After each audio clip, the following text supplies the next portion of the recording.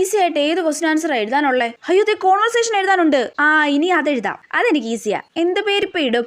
Raju Ramu. Conversation എഴുതാൻ തുടങ്ങുമ്പോ ഈ 2 പേര് നിർബന്ധമാ. Raju good morning Ramu.